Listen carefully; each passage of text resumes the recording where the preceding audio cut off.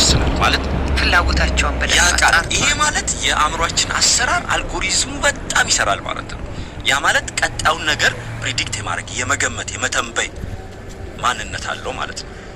ይሄንን ማንነት ይዘሽ ስትወስጂው አርቲፊሻል ወይንም ሰው ሰራሽ አስተውሎት ሆነ ማለት ነው። የሰው ሰራሽ አስተውሎት ማለት ራሱ የሰው ያልተያዘ ለምሳሌ እኛ አእምሮ በብዙ ነገር የተያዘ ነው።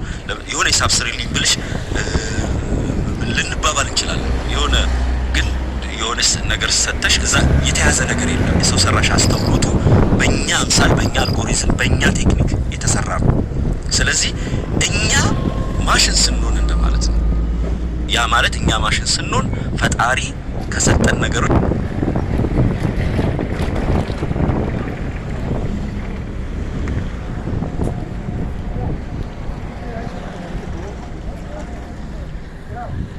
የስሜት አስተውሎት ማለት ነው።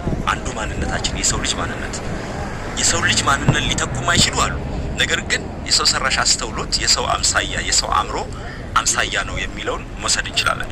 ነገር ግን ከሰው አእምሮ አምሳያነቱ ምንድነው የተለየ የሚያደርገው? ለምሳሌ ዩኒቨርሲቲ ላይ ትዝልሽ እንደሆነ የተለያዩ አስተማሪዎች ሲመጡ የተለያየ አይነት ዕውቀት አይደለም የሚሰጡሽ።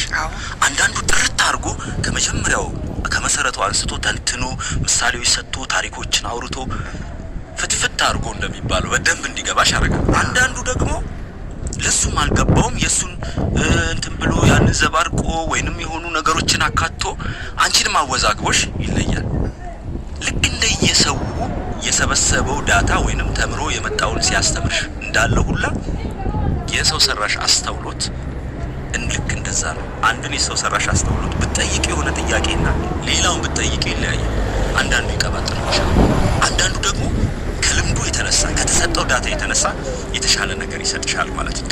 መልካም ከልብ ነው የምናመሰግነው። እንግዲህ በተለይ ከጊዜው ጋር ፈጥኖ ለመራመድና ምንፈልገውን ስኬት በፍጥነት እንድናገኝ ከሚያግዙ ነገሮች ዘመን ያመጣልን የሰው ሰራሽ አስተውሎት ወይንም ኤአይ የምንለው ኃይል ነው። ይህንን በአግባቡ እንዘረዝራለን። ውድ አድማጭ ቤተሰቦቻችን አብራችሁን ስላላችሁ ከልብ እናመሰግናለን።